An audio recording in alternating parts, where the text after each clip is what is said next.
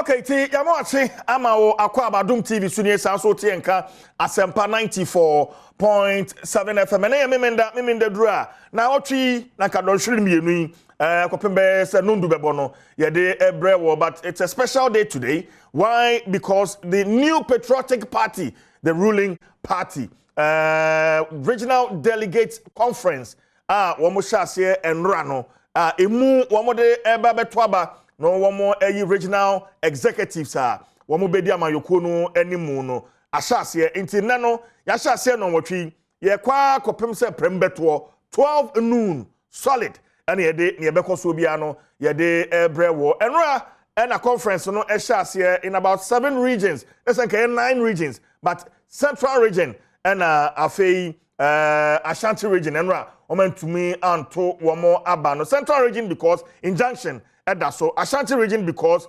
initially na issues kakra wo ho venue a omo de beto aba no nanka RCC, the regional coordinating council, and so afei womo ede aba the Baba Yara Sports Stadium nti ene and Asante Mantemo womo beto womo aba plus the eastern region a so a group ya the reporters on the ground ya the reports no ya the ebebrel from all the regions ya to aba enra regions ni bi atwoma ba wie ama woma kan wie woma declare I swear the newly elected regional executives no in for instance Savannah region say yebeko hon wana pa Rebecca Nantoma is standing by na ene no atwetwe enkomo Greater Accra region ekuaboachiwa yi Adom any team and so ayekado e was the trade fair site e hoso so ne yebeko so bia no ye de ebebrel cultural center e wo Kofodua Maxwell Kudeko and so standing by at the Baba Yara Sports Stadium na okude nchembo and so ayekado honoma ohonyina no yebedu honoma koniaba near the reports ebekoso ohonyina no ye de abro ye pick information be from the Ashanti region unconfirmed though say near be afiase unity enra ye de asototo fam Ashanti region no na asatanyumre be ye no onum no na album delegates no edebeto aba na say aspirants no ebegina so no ma so obi edin wom na album no enye krado yetie one of the chairmanship aspirants Chairman Koka ana nibu afuye pa echesa kwaye mafia bia won pese womo ebono. In fact Tescon for Kumasi Technical University Tescon womo so chese album no ya womo sakaye no na edin bebre enim edin nso asenka o album no so na abroso edin bia na wo album nim no so na wo edin no ensese e wo album nim. For instance obi ho no ma we school be yemfie miensa we the service krama wo ye na dwuma baabi enso so na ne din e wo album nim. All these issues you're picking up from the Ashanti region and there you be bachi na ahwe say ya kasa na pay there bibia atoto din ana. So stay with us. You're called Full Hall. We are live on your TV and on Asempa 94.7 FM. Join here on Facebook Adom TV and afei Asempa 94.7 FM. Meeting at the Chief Jerry Forson obetimi aframe CJ our election headquarters, the multimedia group. So as usual you can say yeah na ye pa ya moachi ama wo akwaba brain ho quickly mame nko Savannah region na ohode womo hunu womo de ano Rebecca Nantoma is standing by. Becky utiminka Metunka CJ ma one so kakra ma me Becky CJ good bibi aboko de bibi aboko okay enti Savannah region de honoma ye jojo woma to aba no awie woma kan announce yatekra say woma swear the newly elected executives in ati say Becky yo CJ enra abato no ekosuye pa I say the we na security a police for abegu venue no aye to aba no enti ma ekosu wasundwe mu na abato menti no Minister of Land ono ani MP for Daman Group Abujinapo Samuel Abujinapo or the name be to just say one when the enkunim no omo enso omo bo na mo cross a carpet so omo bua ema party no entimi break 8 no e was Savannah region or Sunday and ceremony be ema delegates maybe especially one various constituencies 7 constituencies na was Savannah region no say see no omo wo MP miensa omo no omo ye MPP for MP enti omo be stress say next election obiara nye juma e woni constituency sani ebeya at least out of the 7 constituencies in Savannah region MPP betimi anya MP enum sani ebeya mpuntunjuma betimi akoso ye e wo Savannah region na owie na asem no Hadia Sophia onu ye incumbent onu edi nkunim a onu ni women organizer enra CJ enya agro ebinom wutini hu so mudie ni siopa nipa na edi nkunim no nso no osu enti wuhwe mfoni ni bia ma me no da from wa susa na just tears of joy o se ni ana o expect no enye like atia feri ni sunti o butu from na osu na momu no ne nsama o ne Adom kase echichu nkomo ne say ono no sesi an oba organize man no mo Savannah region pa because executives ni nyina ono nkwa ne oba owom sani ebeya ma mo Savannah region no ye ka positions are various positions are omunsu omubetinya okopaidi na nkoye se mema nkwa no mubetinya ye mema nkwa no mubetinya ye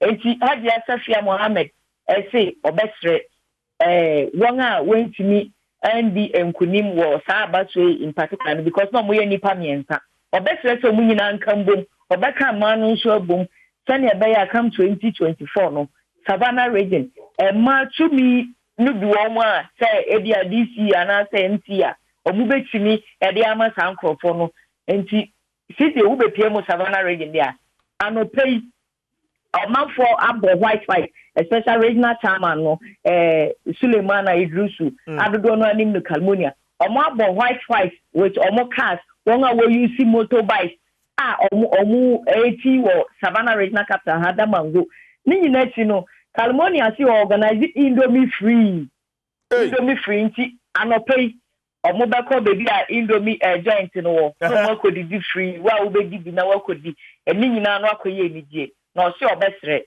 abato de enye ntokwansem enti no abato no wi a omo aso ye omu ina na wo se enkabom ho asem unity no ana obi a eka ho asem e wo so omu nyina kabom na omu ntimi enko omu enemies no sani ebeya that's Savannah region omo aye first regional executives no enkunim ye bo mu bi a ombetimi abo mu dimpa ye de obi free Savannah region ko be fofra obi abehu so mu no akọ ama party no in Savannah region enti no anopedie enide na e Savannah region okay Becky one more ending kunim for instance Azuma Abasa no contest a chairman afei one more abib to say Johnson Kwame to say Hadia Zulfau Amadu one more Eddie Enchono would it be atwetwe enkomo after regional minister Abu Jinaponi omo ekasa wiye no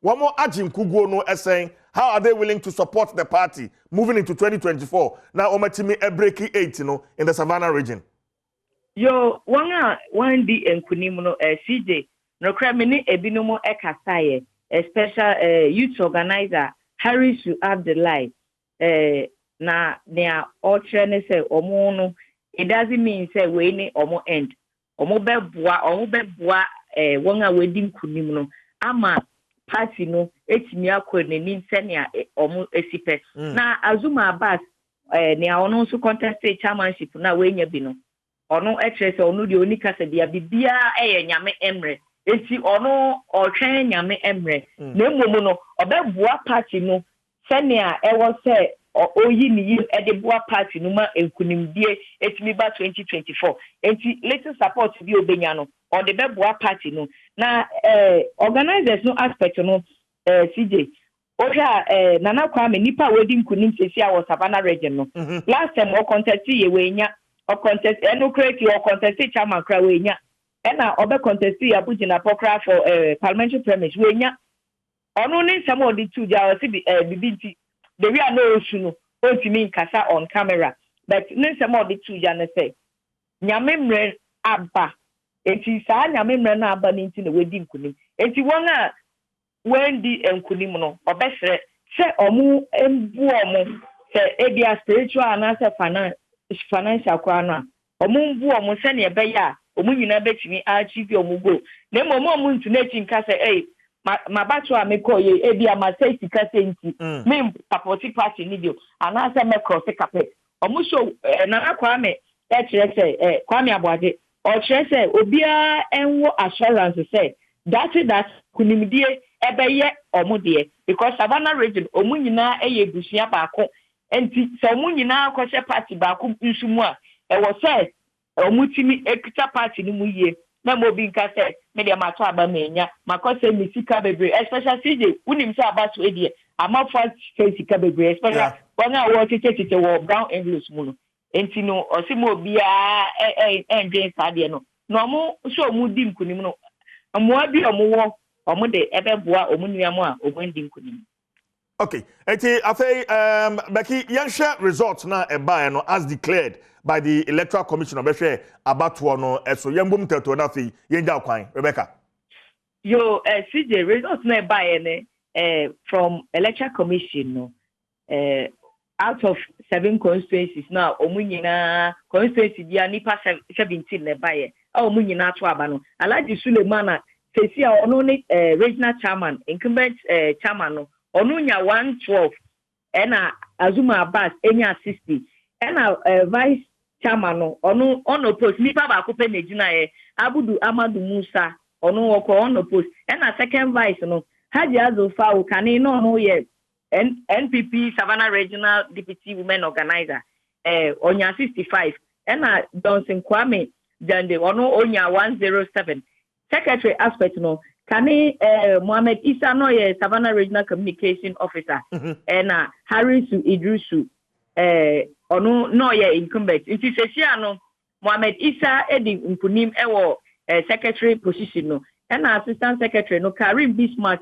Iswo ono onya 75 ena Mayeyo Aminu ono no ye incumbent inti onya 95 na chese Mayeyo ena wedi nkunim Mohammed Tairu incumbent ono oye Savannah Regional Nadmo Coordinator onya 84 ena Kwame Aboade ono onya 88 enti Kwame Aboade edi nkunim na ye ko treasure no a Mahama Sedu Mumuni Atito ono oye incumbent onya 66 ena Abu Lutu onya 77 ena Sanka Sulemana onya 29 enti Abu ena edi nkunim youth organizer no Rafael Akate Mahama youth organizer oye incumbent Samra menu weka so ono anso na edi nkunim onya 117 votes ena Harisu Abdullah enya 54 votes women organizer no Fataya Mohammed enya 80 votes ena Haji Asafia incumbent no onya 82 votes 2 votes per ena ODBT Fataya na Love Kende enya 10 votes ena Nasara coordinator no Mohammed Matai Bamba onya 107 ena Alhaji Nasiruddin Abdulmumin incumbent onya 65 enti Bamba ena wedi enkunimu aha enti CJ ubepie mu dia enije no a ewo Savannah region. Okay, right. Becky ma yenjao na sisemre ya Indomie party ashase anapei yemfansi ha na fe akire bibia ni a asanso aba wo honum abio Rebecca Nantoma ya nem senior wo Savannah region odi amane ebo efri damongo ede ebrand nti safena odu afidie no ato ha election headquarters the multimedia group Adom TV Asempa FM Adom 106.3 FM and the new patriotic party annual regional delegates conference emuno ena wamo etwaba na afei yetumi ede ne ekoso bia ede abro sene so ye wo the trade fair center ekua boato ya Adom standing by ode ne bekoso hobia no ede bebreen sa so ena udru Koforia cultural center so Maxwell Kudeko so honma ode ne ekoso hobia no ede ebebreen baba yara sports stadium Ashanti region ho ena santimantem abato no so ekoso na okudenchembo honma ode ne bekoso hobia ede ebebreen enchebia ora AC ohene oye head news and current affairs eba be kam ho na fe yahwe results ni bi and afi enen so ye betimi a project here yahwe some of the strengths and weaknesses of aspirants no ebi especially Asante mantem ena epuya mantem ho ena unse mu be yehpa na eno ane etete ye ene ne ekomu ba ye ne ekoso kumase na me ka bibi o radio so se MPP amayoko no wɔn betimi breaki 8 no sɛnea wɔn kano how free, fair and transparent sa regional executive elections ebekɔ no ɛna ɛbɛkyerɛ so betimi breaki 8 no ana so wɔn entumi breaki 8 no ɛnkyɛ bi abegyafo no ba bɛka no ho na afei yɛde saa nkɔmɔ no yɛde abrɛw enti sɛ mesan akɔ nia Rebecca ɛde ɛbrɛ yɛn sesia no a sɛ mesa akɔmu tɛwtɛwtɔ na afei wi a yakɔ other regions a hɔ so yɛnsa ka wɔn results a wei ɛyɛ Savannah region sɛnea sesia yɛnsa ɛka yɛ no Savannah region nipa a wɔn contested for the chairmanship position Alhaji Idris Sulemana ono no ye incumbent ono enya 112 vote ena nia one ne contest ye Azuma Abbas enya 60 vote enti na say incumbent Alhaji Idrisu Sulemana ona na pay beki boy amane say o say indomie no e free enti damongo abontre so anapay ye num koko ye di indomie ena ye di ebreki fast no vice chairmanship no Dr. Amadu Musa echo unopposed ono na se ono de contest bi ankoso ho second vice chairman Hajia Zulfau Amadu ono ye incumbent ono enya 65 and Johnson Kwame Jinde ono so nya 107 vote me hu se obi aba homa no so honorable Daniel ni Kwapei Titus Glover or former deputy transport minister, former member of parliament, Tema East constituency, and now the MPP national organizer, hopeful. Abekansa Ewa Homano. So, on about Timinka, Adom TV, Asempa FM, Suni, watching. Good morning. Now, what to say? Nyami Adom, Adiachi, ya, dear, na say, I want to honorable. But also, when you're there, and the pay Yamidi Adom, Adi Adomaya. And the fair war. I want the national officers of our party, the election committee, at the national level, any regional level, no, and take it with very serious. Many of us say, "Me hand the form, Miko Yashi and Sana Maba trade fair for regional elections." No, na yameshe edumapa yekoyo. Subaka many years we hold on the say. Monday is over Kenya. Me can say, "Omo person the test con eboapu ebo election ebekoyi." And it is manifesting. Greater Accra, test con numbers no yewodi nyina. A few weeks ago, Vice President was special guest of honor. Ewo TESCOM program bi actually ewo Kaswa Ubekaya. Yes, fete. And I was told the General Secretary, Egi Tumuse, TESCOM institutions no 48. The youth organizer at the confirming 48. The regional coordinator, Egi Tumuse, 48. Letter when it call here with the names and the institutions, you call national, you call IT, 48. We know say Yatisu from the 48 to 38. Yatisu from the 48 to 38. But maybe honorable title Glover, meaning say, yes. Tertiary institutions need you you are more free test konumana. Is that it? Let me be say Yatisu from 48 to 38. Let's say institutions need you honma. You are more free mana. Is that it? Any of the talking so Mensa, Yadi call Yamako Trabano, 10, the Yamu did the first, Eddie Samadin, Eddie Akokam. You paid 10 now because institution of Qua, Yadi didn't tax and then a Traba. Now the some one or more pay and the Traba of Bamano. Throughout TESCON elections, presidents, women commissioners, and in Nasara and the Trabano. At the regional level, no president no and the Traba. Yes. At the national level, no women commissioner at the two at the amount woman organizer the OPE at the national level. National to but to the OPE at the national level. And president Zubetu ama any of the positions that are contested at the national level. At the Namu independent film. President Yom did the film and Yakofa Samain people they don't even know why they're doing this. No, but honorable title Glover, information here will say Yeah,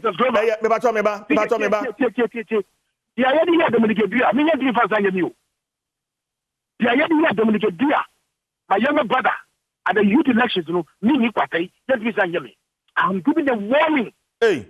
I'm giving a warning. Someone knew nobody election going to be going. I did at the home time. And to cut years now, what year number you should only restore? They should restore the 30 to 40. Honorable Title Glover, na me bisa say information no a test confirm no the amount ana ya ne wa wo de waso atoto fam and I would today from the grounds, and they are trying to restore it at the grounds. Our trade fair, they're doing this. Why are they doing this? Who are they trying to satisfy? Election fair. No guarantee once here. No nyanya, nyanya. The nation how much injury being somebody to go favor somebody. That's not going to happen. Now least we know the area to about our regional election we know, and one area to about our national. Don't have here. Yeah. And they must do the right thing. They must do the right thing. The regional chairman, the regional secretary, everybody, all the aspirants who are contesting this election. Okay. And Greater Accra region and a issue with Tescom for one more album in the Ashanti region. In the Ashanti region, so there's a similar issue with the Tescom album. Would not allow that to happen. Oh my God, the people are talking. More being turned on because of idea. That is what I mean. We do. My ideas we won't do. So they must play fair. Now, but who do you think is behind this? Why now for such a They know themselves. They know themselves. I didn't have 38. I don't know what this would be about 38. Who did that? I said, me that do who instructed that? Not maybe so because there's a national director in charge of election. On or share about so. It is a BBC then I think he needs to answer for some of these allegations that you are raising. Region. Now region national. Then they will insert it into national data for the election. Who's trying to manipulate the elections there? Why don't know? Well, Titus, we are interested party. Are you only sounding warnings on air? And also, you are petition the national body of your party. Sending warning signs. And I want all officers, aspirants at the regional level and the national level must also step in. Because what they are doing, the things they are not seeing. They will need, they will so. And the end traffic, I am interested party of this election. And the meeting council, they already hear Dominic Dia, that will happen. And to me happen, voters of the air, 17 institutions. 17 institutions. Everything above or below that is the problem. Okay. Well, ode mayenja we na wa kodru trade fair ho ufia yi na kodru trade fair ho na fei fo ani kodi achi bibia ni a my Ashanti. But they are actually okay. All right. Yes, that's Honorable Daniel Nnawotwe Titus Glover. Interesting times ahead. And what I say, say there's a deliberate attempt, say a leadership of the NPP. One the Tescon, the Beye Bukata, be especially Okasa with regards Greater Accra region. HSA institutions in Honma, you are more free. Well, we would want to find out from the national body, Evans Nimakwe and Sakanwa. You don't know better to allegations see who and come Titus Glover, aspiring national organizer of the NPP, and interested party. And he's sounding warning. Say, near dear Dominic Adriano, yet to me emphasize the NB emfa enye. Well, as to what dear Dominic Adriano, well, Kofrodia and I ho, but the answer for the answer then how many Dominic Edria. That's just by the way. Yanim penny for say I better to come or interest me so far. You know, Ebeka Science. Maybe results from Savannah region. Now, we are to say, Betwako Kumase, and I couldn't chamber, na Yakopeke grounds near Air Coswo, then later on, Mabeda for in house. Now, sample for J, Nafe, Ura, AC, or Hine, the boss, or Mabekai Honafi, Yatri train and Como. 80 secretary position, Savannah region, Mohammed Issa, 104. 104. Mohammed Isa onya abano 104. And Haruna Idrisu ono no ye incumbent no onya 68. Enti na che say yaka say incumbent constituency and regional secretary no ye na hwe ho ema foforo ena aba mamenko the trade fair center akuya buachwa Adom ene ne team ewo honom ma many akuya entwetwe enkomo everyone what minka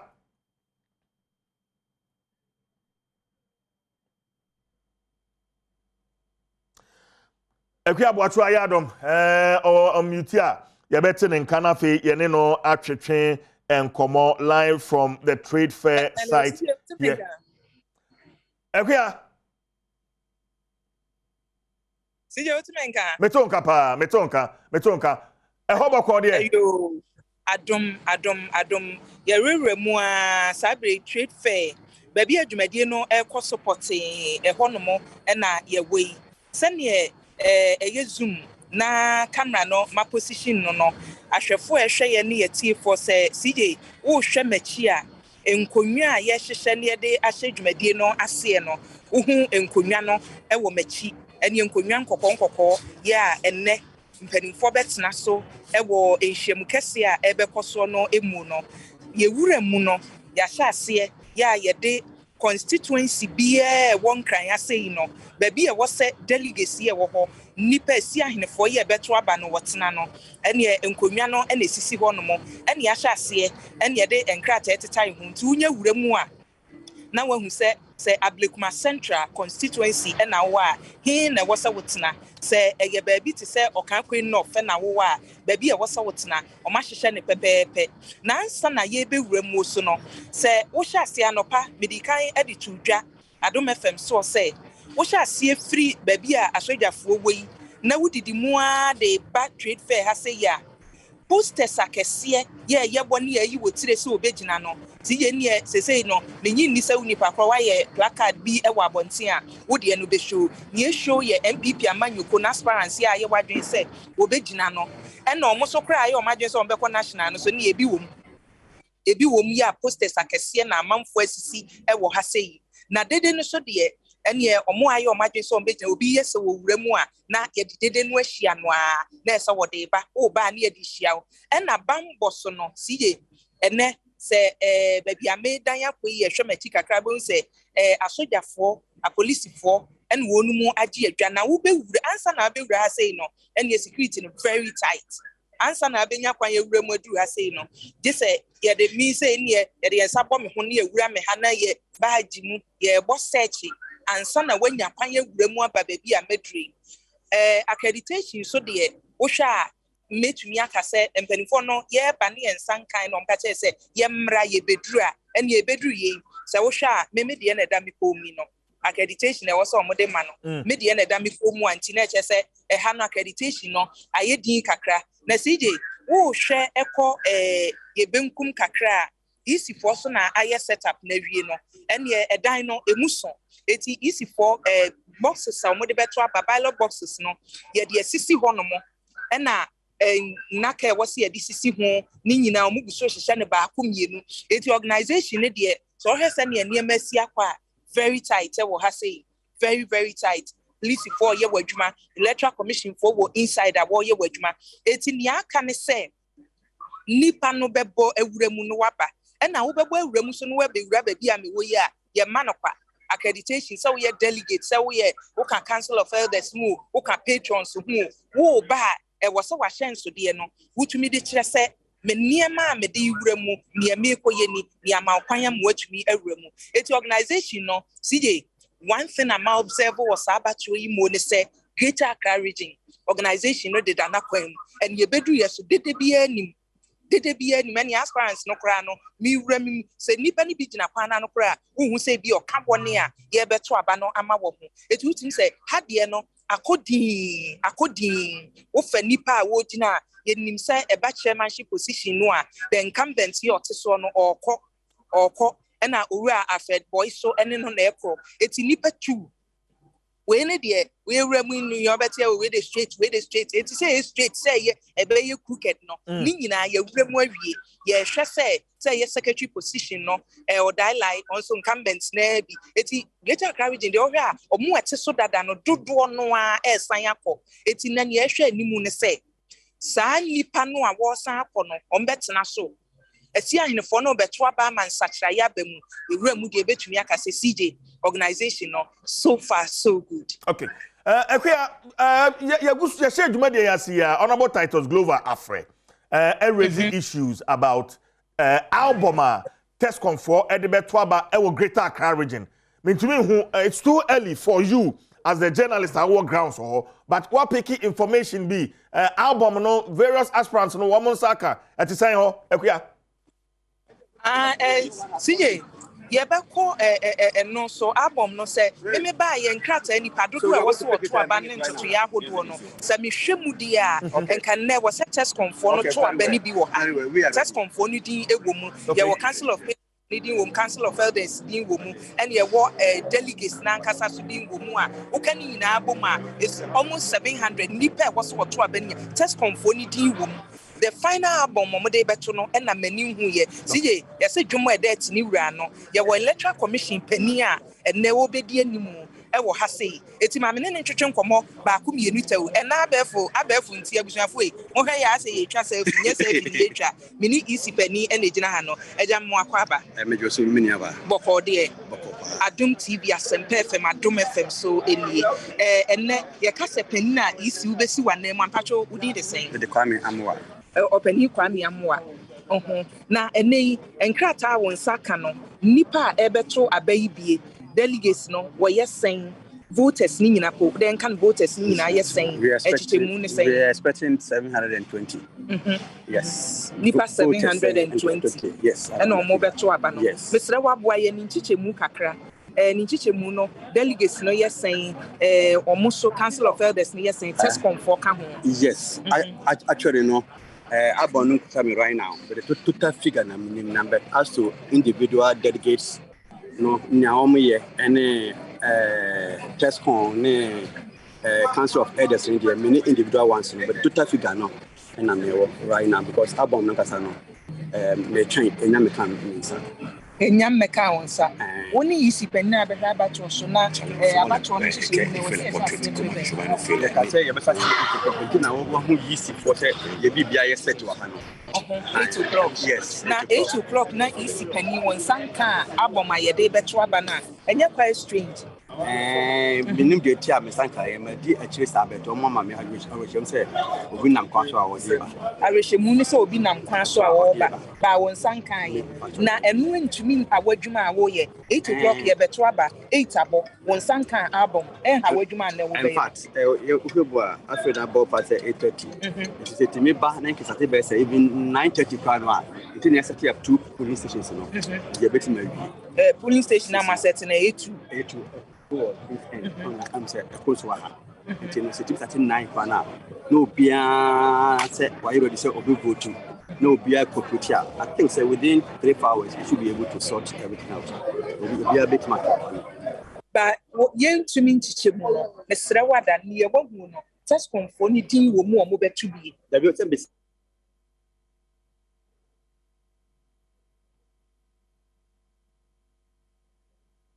Okay, eti ekwa boatwa ya Adom and I'll say ni isi penny etwetwe enkomo ewo trade fair center eho na abato no ekoso ma me embohwi ne enko the Ashanti regional capital Kumasi Babanyara Sports Stadium nana ewuku denchembo ayedwe wo ho 47 constituencies and then omabehia mu ewo stadium ha wo mo eba beto aba to elect their regional executives ma yenhwe se nana ewuku denchembo abaso a se wo hwe short numa Babanyara Sports Stadium na uhu no uhu se security e wo honom ene hihia wo maye ura stadium numa emu ni we hu se ekire honi approach forecast a wo mo park e wo ho ene mpanifo a wo mo aye crowd a wo mo behwe se abato no ebekoso kama okay enti nana ewuku denchembo ma me mana kwa banana otiminka so mame ewo Kumasi hwɛ baabi a no asisi ya ha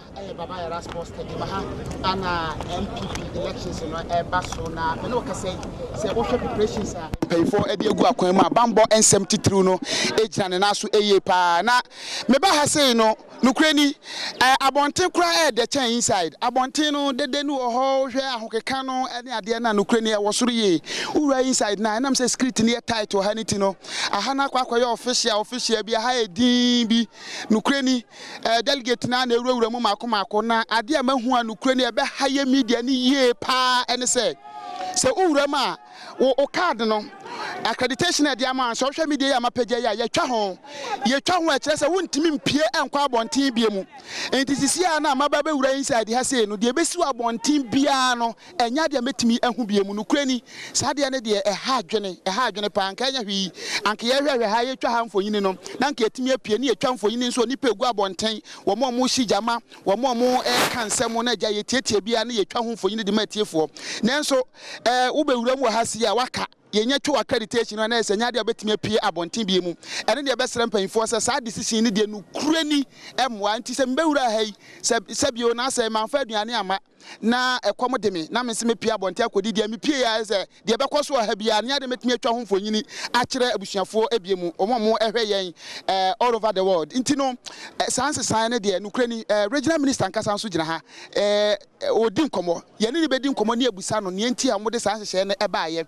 na wohwe inside ha se ya nukrani bambo nsem de ejane na so eye papa me no ka say delegate no asase eba park ne so de eho ye boyo eho ye di just say mahu way for national service national fire service for ewo ho mahu ambulance service ewo ho enti other security agencies ni de wo mu nyina ewo ha bambo ensem no wo mu ene sisia park na kasa so de wo mu ho sisia no eye ambulance service for no na mahu se wo mu ejejina ho na ma mene Asante mantem soafo entwetwe enkomo kakra honorable we de machia we de yes ye ni nkomo kakra Asante mantem soafo abatoe hu hyehye nyina no wo no anana esi ni sere so ye kandini ehwe ye ntoto ahodo ni nyina no sabre ye ni ntwetwe nkomo kakra honorable ye mo ache aba Adom TV so mejemuso yehwe abato no ntoto so far se na besi aka no me de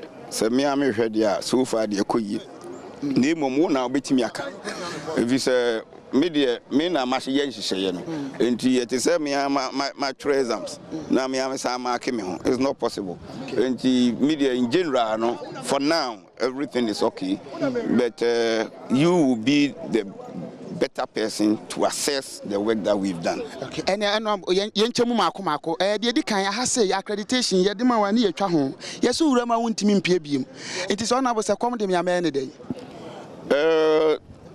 You see, we told everybody say prepare adequately. Yempe mi pie me kwaba mi pie me kwaba. Bonze na kofa nema bi basabasa na ntokwa. We will look at that especially for the media, but we won't open it to everybody. Maybe the media once a while, if you want to go and examine what is happening outside, maybe you can give a consideration, but we are not going to do omnibus decision where everybody can go out and becoming go and we'll be trying to bring people in. You see, one reason we are not allowing people to enter with their vehicles is to ensure that those who are accredited are those who are entering. Honorable, you're on Adom TV. The entire young person can be room. Me cry me see kwan honam nanti ba ni say. Ebi a me bay. Na me di nipa mi nu mi ensa bi atra me kem. Oh minister, na me room, na me di nipa na room. Do you understand it? Se uduru ho na bi e ka say si nipa we nu awura mu a nipa bebre ho a wa mo ntiase. So what you say? Name no se brebre ama amane ma. Enti no an say obi enfa ka am afro 190 fee heroes park ye. Ira entrance way is even a good exercise. Timi mi see ho am nanti bai. Me kire say emra na ahye me kura mediso. Enti ye nyina so ni so. Honorable afi yenko akire kakra eno ayetete nsem ahodo pi titiriw ne Council of Elders say o ma submit nipa 10 ewiase ne nipa 9 epe no mudin wo abonum enukro ne enlo ana onwume no wo hwe uti omo a omani anye as Council of Elders e de na si ya we bae. In fact ye issue no a bisem na de di kan ne say enye yen committee no na ye abom no committee no de yenu ho kwan se be ye abom na abom de o ma ye no de abre na ye de abom no ye adwuma na me bisa ye no se ye tie ayen so ye bisam me bisa ye no nchirimi ye de ma me ne se council of elders number no enye static eni ho se ebia o mo ye 20 a da bia o mo ye 20 me am gina ho ebejuma o nchirimo de ma me na meka no ebejuma ba say the next 2 years or next year kura obejuma gas o 7 months we a former member of parliament we be regional minister and ye do akoka council of elders do understand it and ye ban e bia wo mo da bia o mo to no ye kofa foforo no bi be frem a ene na di problem ni nyina aba but o mo kire mu so say o mo do bi be council of elders no o mo tworo letter manipa no no mo de copy ama chairman of council of elders say we have a can the problem no wom kan you the wom kan America and said yama we na ban say be fee say there be aye ne to a o say yan ne to say what ma say tewutie council of elders omo chairman na Reverend Makadu Jemfi wo say omo submitted 10 names nipa makomako edu ana omo de buy say omo nye we ya che say omo de eba ye me pese me hu say ampa omo de din sa na bre mu ana omo de koye ana say din 10 ebre yen me ka say abom ne nye ne ye enjidini na omo de amaye ne de ye ni sutumi do you understand it omo ye small ibi na omo didin no ahihim be nye ne ye abom no nti omo de buy me ka twom say me pam chew me de de brem ne de de kire me but ya abom no ho enti if any time no ya abom no mom na ye den enkasa pa cho ya abom no mo kumase a ana mo nkran abom na di fin kran ne bai okay ona bo yanhwe na test conference so de mpacho wate ho asem se nipa aduonum enwotwe 58 na yese emu be 37 de yeyi omo afiri mu mpacho wate bibisa the same problem ebi mo edi kan the list bi e ba abonten minim se wo mo na wo ho kwan se wo mu yi test pomfo no ana wo ni ho kwan e na kire abom no baaye no edi na wo mu no enye de om de ba abontene no de ho no enti wo maka na nsa no ba bia ye me pese ye hwem kakra na ye ba bia wo se bia tertiary institution bi obi din hye ho a won ku school wo ho if there's something like that we take decision on it ebi decide say me mate say we so me mra she bedwane yesi waka one of the radio stations say ankebeya test confor amomun to be and as a council of elders na medina ewo mu a eba sa nti no me pa che mu be take decision bi sa me pa che mente intimi kan ho asem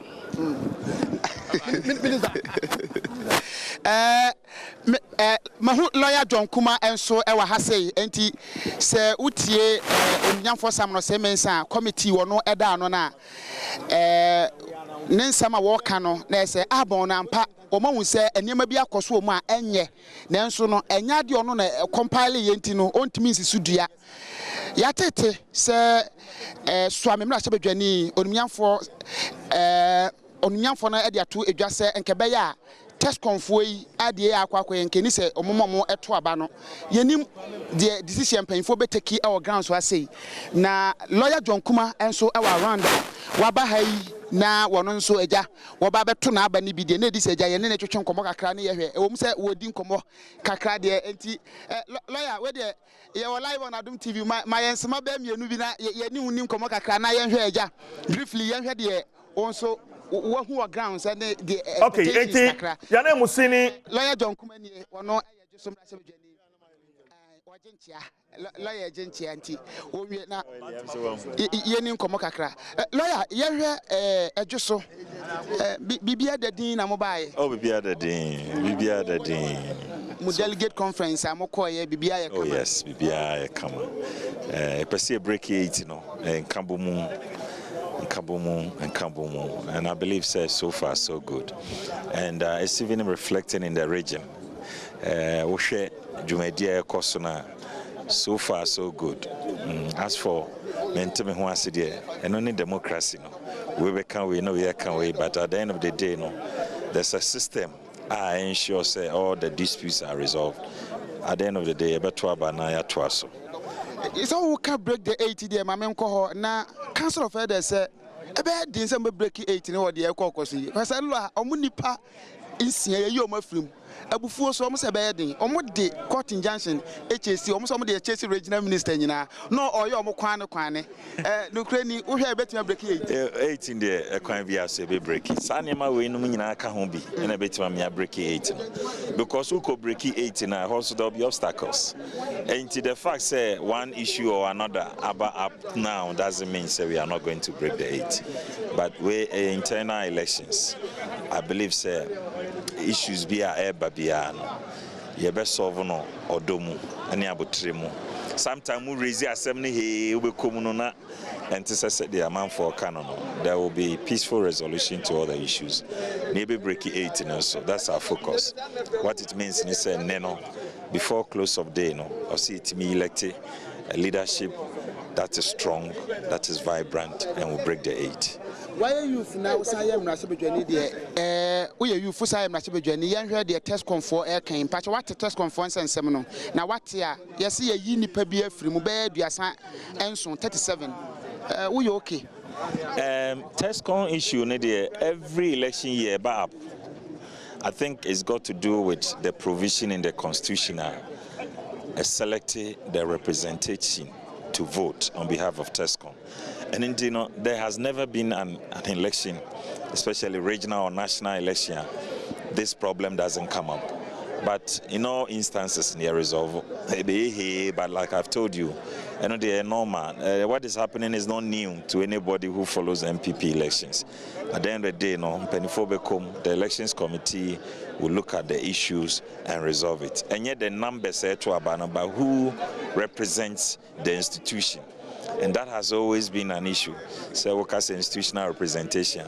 Does it mean the president of TESCON, or it means the WUCOM, or it means the secretary? And then at the confrontation, Abase, ye immediate free, many of them Kameko, and you see us missing and Koto. But these are things in the end we are able to resolve. It's a big problem here. Okay. Yansha, ebise change, ebise old, also acquire executive change, old. And as I say, maintain. Well, Enche, Yabatuabano, and Ghana for who the Americans see I will not change anything. But what I can tell Ghanaians and say, the being in Neno will help us to break the 8. And only objective. And Yaya assessment of all the candidates. Yeni Momombe boy, I'm here breaking 8. We are supporting them fully. Backgrounds in security issues, I say, I feel so to tell my year near the no. Is the best? Oh, so far so good. I mean, security presence near very, very tight, and the rules are working well. Odruwa, and I'm on tour so film and sana ya makwambe room, and this animanina. I think it's been very good and well organized. I mean, more organizers in Abaso. It's regional minister and in a committee for good work done. Before I heard album, if you crab by us, will be doing him. Now, he will come on a small error being a coffee side in a buy. Their patience in resolving the issues. Even the agreement they had, say, Yen Trabano and Ran, Yen Tunene, said the aspirants complaining can have access to the album. It's commendable, and Daumasi say Moyan to Triepa. Ama Yabatuaba Nevieno, Asumjie Ebeba. Yeah. We are back to a expectation and dear neighbor here. Now, before then, there are some issues and I'm forecasting in Ashanti region, any regional office. A dear now by Wabenya regional, Wabenya district constituency officer, or more can one say, hey, lawyer John Kumaban and saying Ashanti region, any regional office, and so what Miamba Yenya constituency office. What is the difference? In fact, office dear, can say leadership. Who be a year. Now, leader be as on the priorities. Many time I want to me adding Komopa. Now, I'll be part of the next regional project team. I be see a party office now. Asma or Kama Yinayeti and Wansini say. Between say OC party office now with the limited resources are all. And they say Obebuamienya TV station and radio station in Kumasi and Accra. I debebo party no hundero every day. Say Ebasi inchusu bako festa, de hene epe. And I agreed with him, say the TV station and radio station will project the party more than the party office. And Tinyamia Adom, wetima achieve that objective.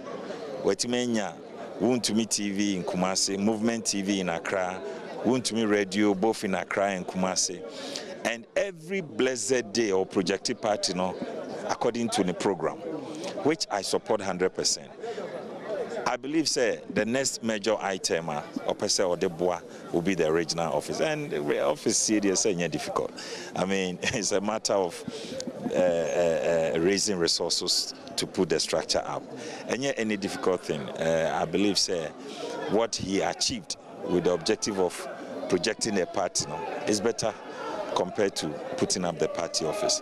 And the next important thing will be the party office, and we all support. So will you say, emphatic, say, the party plan in region, say, mubeti radio stations, rather than say, mubenya office and any? Yes, and which I agree with him 100%. So say now, we in the TV, any radio stations, a pager party near Bino and she share panel.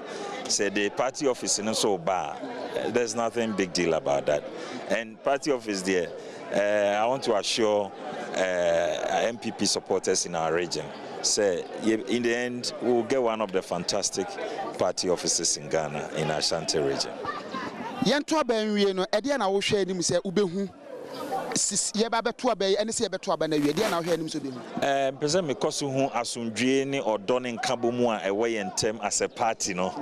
I want to continue to see that, and I like the fire I wey mu say MPP and I mean, we share the stakes are very high, but Adiaba ko da abontimo bia hu ne se nkambo mu we entem se bibi kitikiti bi kura mpo techema hu se de amanfo kan MPP de anya sa na mote modemra de ekoso nyina nkabo mu ontem. Oh yes, and now ko election na wan hu de hu de na se nya election na woko enti mu abia mu bi se na mu wan yes ade we ya from Dombo time na dia be si ne enti eye normal e kan bi ma men kan bi MPP no sa na ye chete yen obi a kire na adwenti bibi nko yi a say your principles no we nka ho yen frim na yen ni say enti for me I am very happy. What I'm seeing shows Ijana yempeni soy and egusu dered and the youth especially are vibrant in the party. Because when who inti ye to abani wi a was saying she say was ye this and kambo mu no ba omombe wini no mombe lusu nyina e betumi aka obi a bom na yakofo makoye adwuma ko Ghana fo nyina nim say party.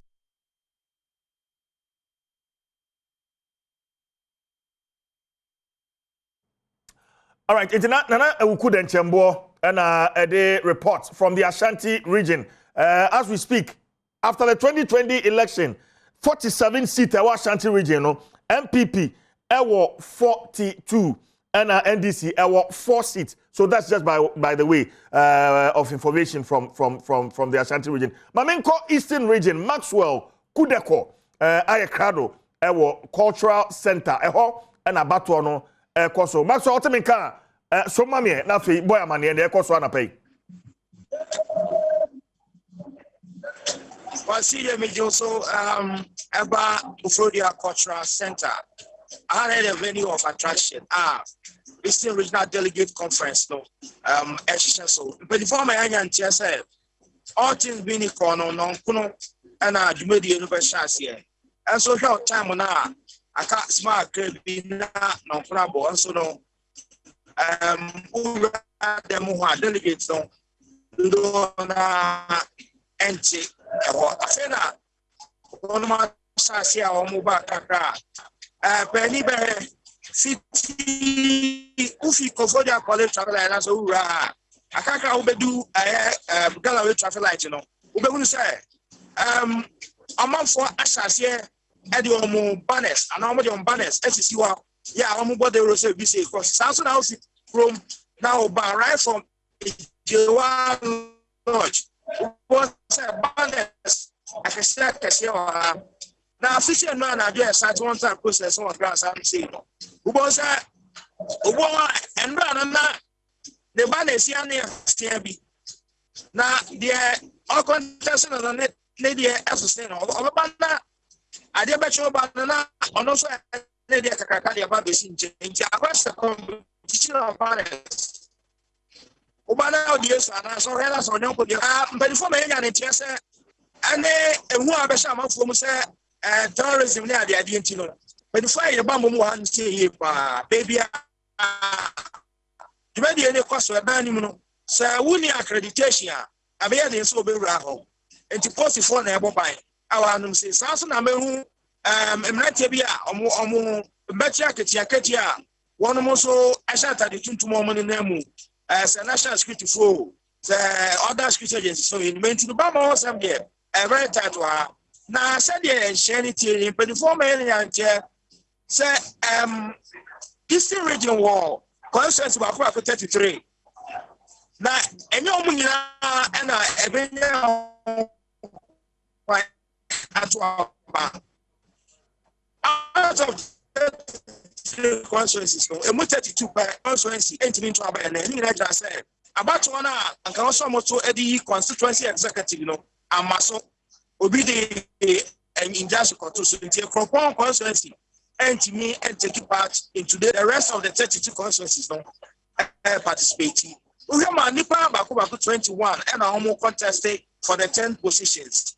The position of vice chairman, vice chairman also on a post. Saso and our treasurer echo on the post. And a Nasara coordinator also on the post. Apart from that, all the other portfolios are being keenly contested. Now, I see what I'm saying, position I am very interested in this contest. That of the original chairmanship position. And you probably out say the contest as a contest between the presidency at one side and Mr. Brian Champon at the other side. A battle for supremacy of power and a battle for supremacy over Eastern region. Nina said, to say anything, say, Ora Kojo Ajimai, or Chaman Kujo, Mohamed Chase, Abankasia Mumpany Fortanechi, so no.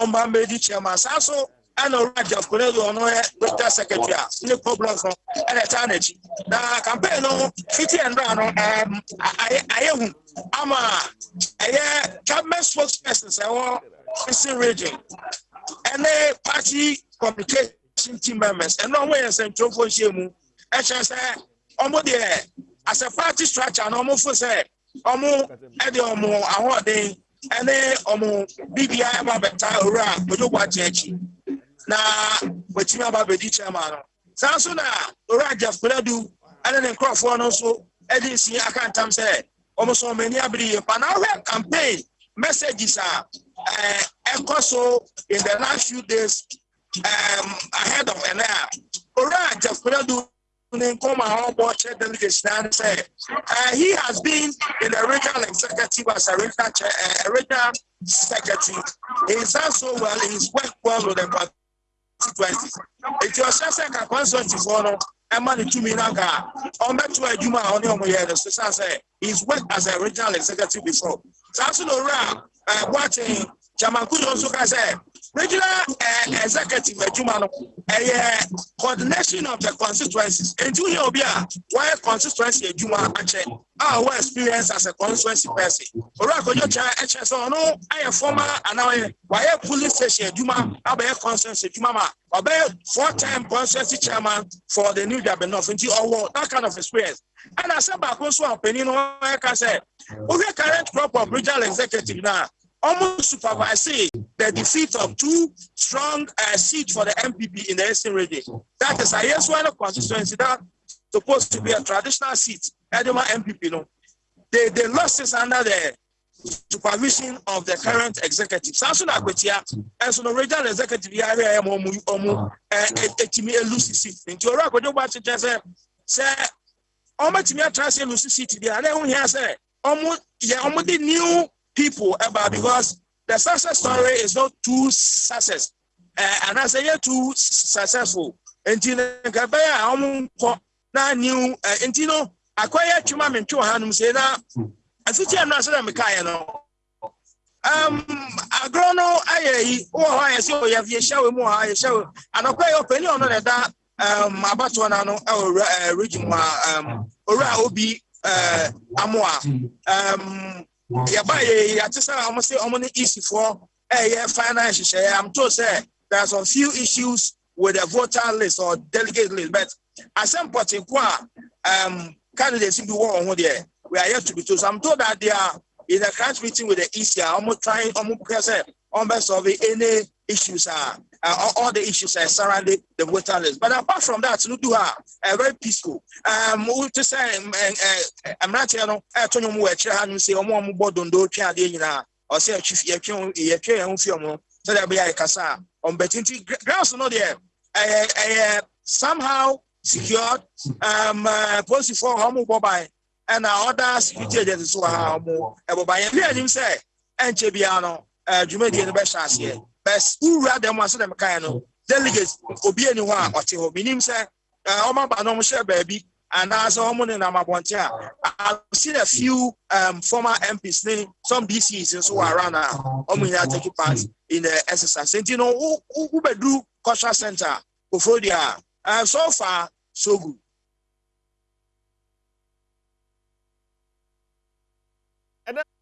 And about album no Maxwell. Hello Maxwell. Well, CJ. Yeah. Now me say album no odu asoto to fam no in sembe na aba ho.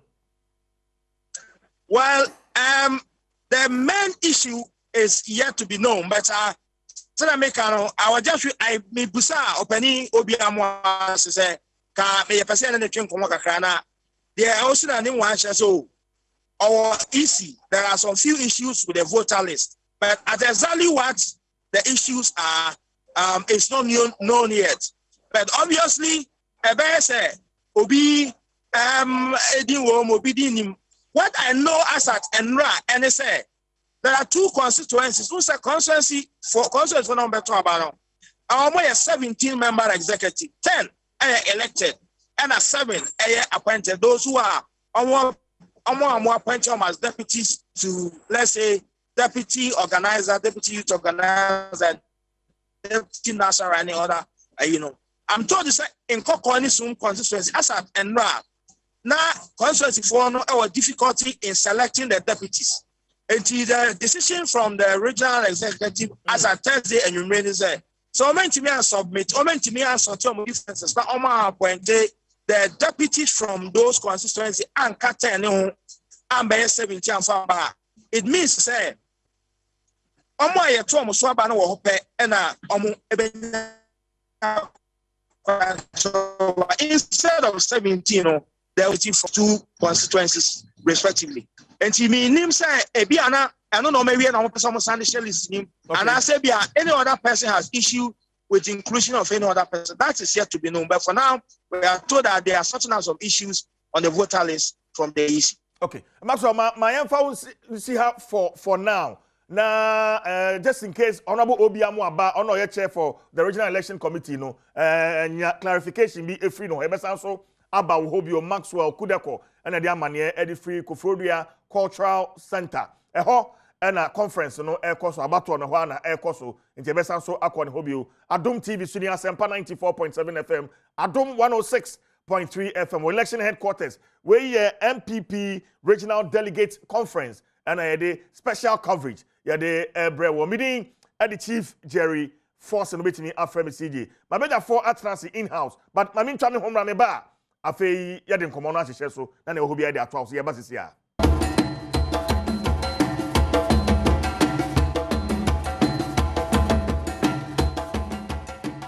Adom TV Sunni, Adom 106.3 FM, Asempa 94.7 FM, election headquarters, and the full coverage of the MPP Regional Delegate Conference. Yeah, the Ebre run here, shots here, and right, did you maybe hold on TV Sunni radio so, and that yet was so, or chance so, Yajinamu as right, is your henny, me boss, me penny, or your head news and current affairs, raise your henny, and etimesa, bim kumuso, so, and now say ample for G. Or also so head of political desk.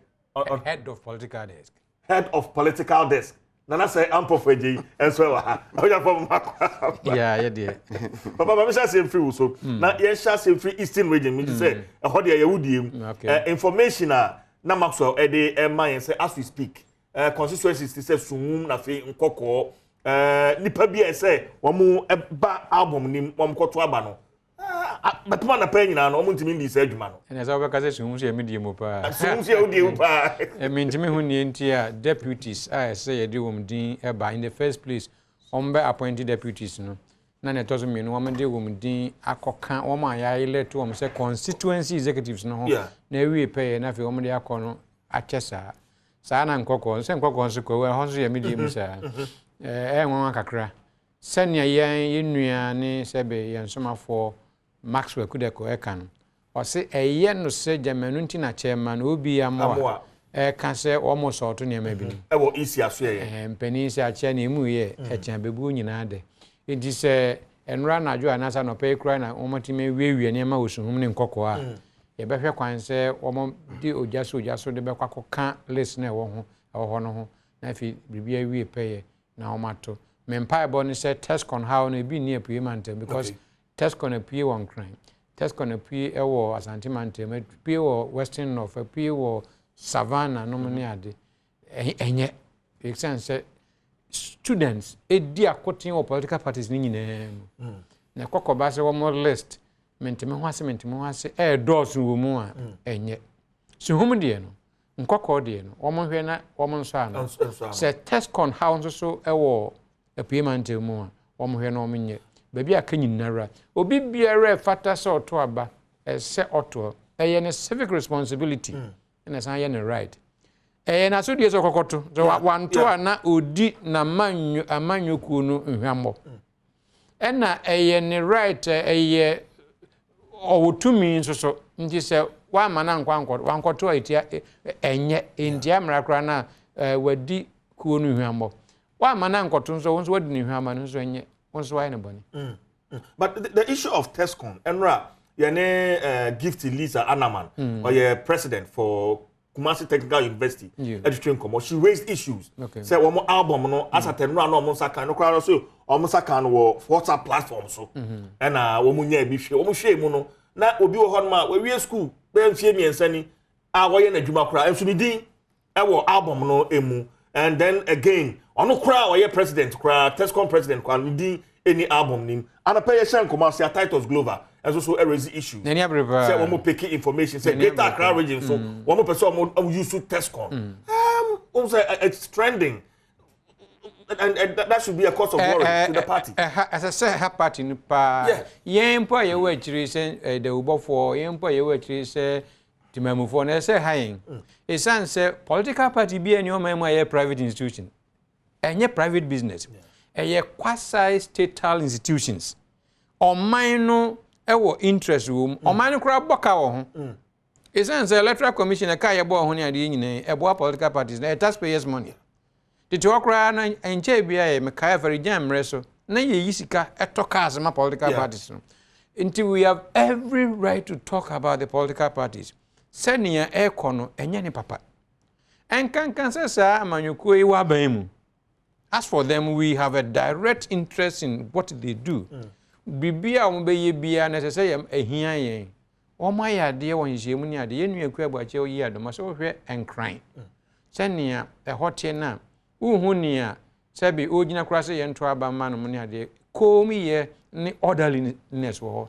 And when you never want basso, name mo maintain me baby and right listed by a test for list a was dunsia ensia 6 nipa ba ye se on ba beto aba no me dum yenu abroso baby won so say ma ye and so on and so forth Electoral region for instance Titus allege say institutions near 48 38 there be 48 but it's what about 38 so when schools ni be so time na multitude ku na test kono institutions no more the criteria more the share to say ebia aban tertiary schools nyina nkoa na ye consider ana ye the private the private asoso e de nkra ni tertiary institution teacher training colleges nursing training colleges technical schools na de tertiary schools ana say technical schools crapo it me emma e ko biebi wo ho se waba ye kwoto aba makoye campaign ama as tertiary member na sa afi ye kwoto aba o party ni mu na so o se men qualify many bebre yeah insha no atosin wo okay my member also on this same conversation ho asem no ade ba ko a aspirants ne obi o interest wo abato we mu bia ne abato bia mu also mti ase se wo ye den a some people will try to have their way nti mafia eka enioma ekwa abato mu and mafia no nso no nyese bia ye kofa sika na etu aba begina so na emom omo hwe ba bia obetimi anya laneway bi edi ti se register de be manipulate sort ya say say bia e beto aba no yes bia e beto aba no say to no ha because ha no ye to ha e be say o feel say niema bia e be koso no opewu mpo ene incumbent ni bebre kan incumbent bebre no ewo advantage kakra to some extent oko Ashanti regional penny onu ye dwam training the Emma election committee who happens to be the regional minister is perceived say interested party yes, the candidate baako afa ne ho keka ho timpo venue ni ade ho issues by anopai na me hwe say eku bebo omo album no ho eso asem because it's been an issue over some few days in no say album no kra no aspirants ni bi so omunya hu the final album na on begina so mpodi ahwe because various constituencies no be apart from the executives no they were appointees bi wo so wo ho akonya so mo to aba na we pa dey fa cheme esan say yenua CJ bisa uku no uku bisa regional minister a oye chairman o se onyono no okoleti listening to onim chairman no say oh yes response of the man and even as at the time aspirants be so mo nsanka album no ubisa chairman so obi answer aka in fact enra on the consistent they no me sampem ho ye ne obi ne samono semen satutwe nkomo because so album no contestants no obi aspirant obi answer aka and later a friend coca on the consistent so and in fact can the plane say akushi and original minister odi no because of your interested party after about 4:45 to 5 p.m. and no money coca akasa no no say or no all aspire for original chairman no ohunu album no CJ Fachemi Electoral Commission representative for our trade fair site in Kranha ono na ekwako supervise so ye ni se na ye nse ye ne ekwabuacho akasa na Electoral Commission rep no se ne nsanka album ne mu no ohwe ni maze amobebe se no nkro ne fade bia na ne nsaka that's it transform me pese ye Ashanti region kakra sanse ene by the way ene regions no makomako nson okay ene to Ashanti region ebeto Baba Yara Sports Stadium, Eastern region Cultural Center Kofodua na Greater Accra so trade fair and now call Western region so say omo ye no is it Enzima Manle complex all right and now vote at the initially na ke kita but omo ye so move the about a regional capital I think who na Uti region so ebeto omo de ne na Ashanti region the man ade ne interest in say wo hwe from time chairman Yawamankwa free so somewhere 2010 na okoma Yira FF Fanto so after FF Fanto na chairman to me by chairman to me about 2014 as at the time no 36 years very young 30 into background 8 years in 2 months as we speak right chairman to me 44 years say men konta gooda o monza na uhwemu a chairman to me time obaye no opposition be share Yira Kwame Oseprempe former deputy attorney general former Institute Kwame Beposo MP and oye managing director ma go and wo share na me go through vote margin as at that time the vibrancy or the bemu obefa Kumasi taxi drivers ubia want to me picture board the case nya 559 votes as against 209 Yira Kwame Oseprempe na man fulfill so ye astute politician wo di bibia to ntia ne yonko pa brebo pa so ne omampani a oti adwa so sisi na nadan kwakufado nti in 2016 obi anim say 2012 anye 2008 anye ama na nado 2012 anye 2016 oba de a na ono ane hu nipa ba be pre regional chairman de nanka be fa man ko but anye sa and in 2018 ena asokwa chairman na Saribidi akon esu unity in fact contest na koye tight to the sense on even getting to the last 2 days of election no na den say obehu say wuntimi betimi aretani anaso wuntimi yete ya ne say opani no ade echi am yato abado so wonko biem inti wuntimi anya contest na yire tunufo no koye yeah but this time around say wo hwemu a nipa eyi omuti no ama wuntimi run for his money and from all indications say na batwo no ebedin na me go through list obi to say yira kwabna usu abiomi onye too loud as a politician but very tactical okay and when adwuma wo ye I think say na oyepani wo roads and highways or so before say obabera politics mabe ejuso MP na the deputy finance minister Ira Debbie John Kuma I couldn't kasa only baby true no if na konwa so amafofo say o nanko awie because ne position ekuta as deputy minister for a roads no ne nsan ka biem because olusu ni city no omampani me yete ase say wo a ye minister bia olusu city bia automatically no they say nya dia benya ministerial position biem ena otene attention de call region so say obeye regional chairman amanfo bebre wo omo doubt e wo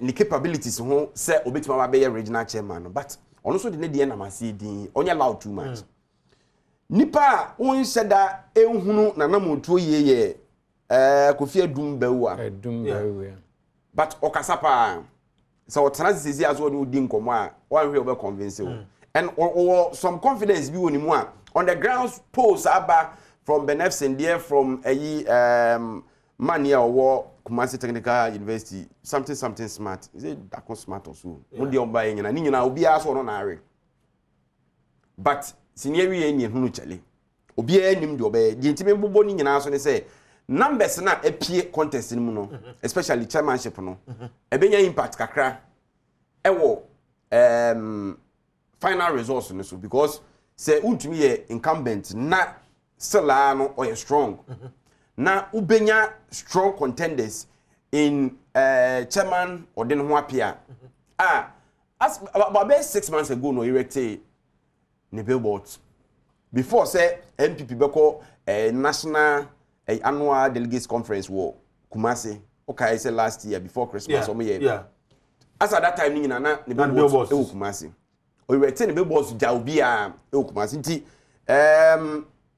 I say eba ne presence for region ni mu a baby abefa bia hu and ne ho nkoma mu die ne ho keka ho nyina kire say a very big contender and wama untumi headache pa nyasam ketwa but say ekokoba say nipa ema akoma miensa ne ka ho edum bawua Asaribidi akoso as unity but this time around as a nipa be bringing shut down fan is serious because of in politics one step I'll be taking it mean your impact me also for the rest of your life yes it's a man for bebre ni dey say the esa be di wachi na fe kwa ko de gia akugya yesubreni a ne ye ndey it say no nipa manfo ani wo no so kese ye chairman kwaku wodi na ho apia why enjoy publicity any some kind of a good reception but last days as a wuntumi asa pagya no ho obi ani be bia sa na say won enkomo ne de me no wuntumi advantage o no ye by default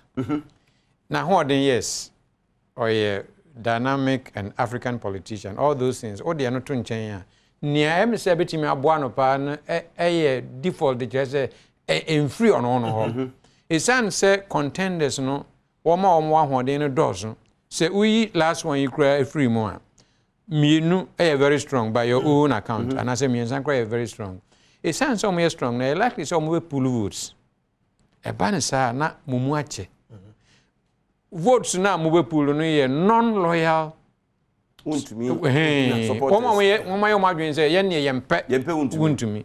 no so mo dos na mo chafa ya na ebi mo hawo ye ne den ye ka se wuntumi sabi aduasa sebi oye criminal kra ono de waye na adwen se me wo vote dem kwakoto ama okay into visuals that so sisi ano visuals free Kumasi Baba Yara Sports Stadium and sisi ye hwe the dwumadie no kakrakra pejani mu a ene sa wo hwa delegate no na wo mo eba party flags gugu wo mo koma wo mo ewremu but the quick one na abra ye ne Nana Kudenche Bokasa regional minister Kasimbi and I think it's different from all the other regions I have to abano. Okay. Say ukuta accreditation na Ura Stadium wa. And now the ombema kwa mwasan EPABM. Message me no two ye. Ntirase ode ma ye ne se wo mo mpa twintwa na mu no mo ne ade wo mo pe concentration se ye nyina ye hia wo hai dwuma ye ba bedi ni enye se wo kɔ ebi kura wo san aba no na wa ma obi a on qualify di wa chinu mo ne ade. Enti obi kura bisa se na ne okom di obi no mo ne ade wo so wo ba na se wo de waduane no. So boa wo. Boa wo na de ade ani. So omo sa pra information ne dia nka fe. But se wan kan kire nipa no be wura mu wie na se me ma ompie. Enipa be bubo ahwe minim ambulance do wo ho because obi ho no mo asabi omo fifre kire ba no ne ho keka ho no eya na senye camping ene bebem as we speak say venues ni bi ho no mo ya te say delegates ne kura nya medro camping bebem obi ho no mo a obeje flash hotel bi no the delegates na gum anope be fidi omo buffet kama ansa no beba o maba senye eno now say delegates ne eba minim sometimes ana party ne provision do conferences say you provision emo emiane enya kwan be say reporters no say minim say we no omo make it so men say say some trust for there e dia na organizers ne betimi make provision be dia ma omo but aside in some trust for no enya de be ma kwan ma wadi akwan ba say initially mini okuka say na o say air because na bonte ho no na action ni nyina wo okay until now we wanted him to get out no ni amanfo nkasa na yenwura excitement nim kakra but o ma yete ase say the moment o manya twa accreditation o chese opia untime mabiem ye twa kwa na chese wawram entinya dia obi a ye twa na accreditation obetimi dia because we say ni banu bi so e ya so den kakra Baba Yara Sports Stadium say the city no wuramu a enade na ewo ho na agi stadium no obi betimi agina chiri kwa the accreditation am obi so on famrem okay inside ho na ani inside ho na we pitch no so no mo ye adwen a etachiri no adwen papa se be ya orderliness be wo inside Baba Yara no motime di dwuma no na emom no se na asen so ka but papa enra Ali Muhammad Sports Stadium ye to aba sports stadium to se Baba Yara enso so na san hyehyeye no my question is why has Kumasi become and me try say me answer no of course Kumasi is much bigger. The stakes in Kumasi and Ashanti region are much higher. You have 47 constituencies. Intino and so than temu. Okay. In nemo no kakra na say the count na waka kire interested parties ni nyina say ni ntisha ya yenie even kwa na national if you na national no problem.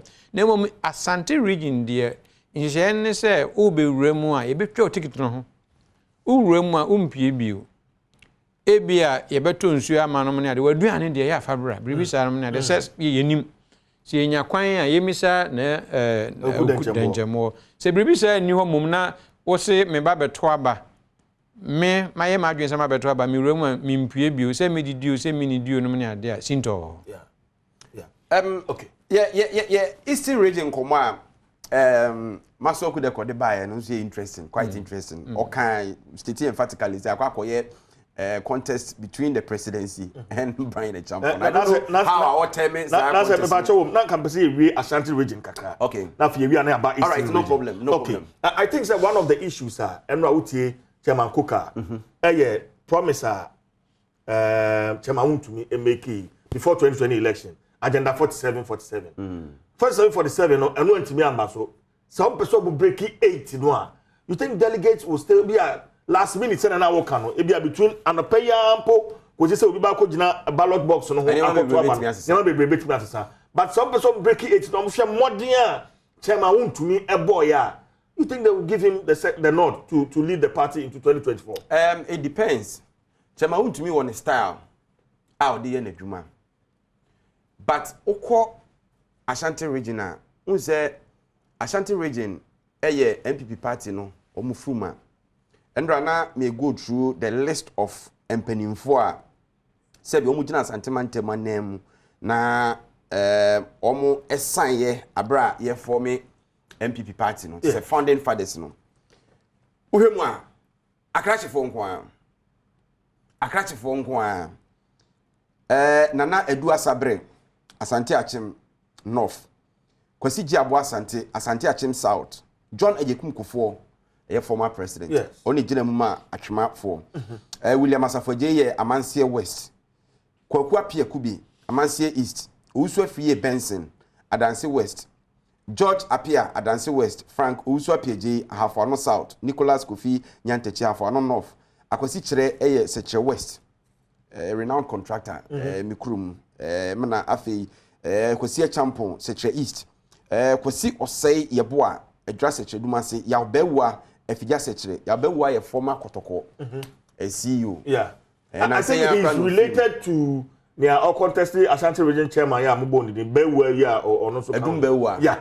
All right. Yeah. All right. But anapena mitie I sound by D on Asempa. And that is our founding father when it's in. But unfortunately now cuz omo ya cratch for I know you are going to make a point. No omo ya cratch for say ni pelesi a cratch for any renowned businessman. Okay. Enti Ashanti region no at any point in time they believe say it's either a businessman or cratch nipa. And also steer the affairs of the party. Ebinum are of the view say want me very resourceful. O sika to the densi emfesi camera. But akwako dum pempensuo bi a party no ekwa hwehiem even with omo party officer ono ankasa kwaji edu time no yesi etu omo enim so kai sa story na e okro from yetu omo man no kofa nsem bebre bi a kire o se ebusu ono omo kasa ye na ebinum afa kire ne ho kekeka ho ebinum fo say untumi aye adwuma ni bi akwakodu level bi but party no ehia some form of sanity party no enye sebe nipa ba akopɛ owo sika no betimi ni sika aye party no because ye wo nipa a omo yes sikafo bebre e wo ho e wo say mu obi akwan but eye akwakodi nipa ba akonsem sa ne binum adwen ye omo ebi so feel say de wuntumi agina sebe ne kakra wo so e de aboa party no from opposition ababedu power enei wo gina so kra bi radio station a dedicated yama party no so mfanye party na adwuma no sebi mpreduasa de wapoto ama na fie no onti so de bom yeah well na se memo atwa so o ka se waboa from opposition aba power ni mu nchire mu no be heading kakra because over 2014 every 1992 Ashanti region there brebia to majority ema NPP. But I think that's a kind of in general. Say any Ashanti region ko ana no boa. Yeah, but AC. So ni mo memo atwa so nemo no ni anke betumi aboa. E be mo aka so ni betumi aboa ne say ye hwete say bia 2020 as against 2016. 2020 constituencies saying na MPP win 2016 constituencies saying MPP win say ni mienu nyina na yanda ni chairmanship. Yeah me say comparatively and yeah 2020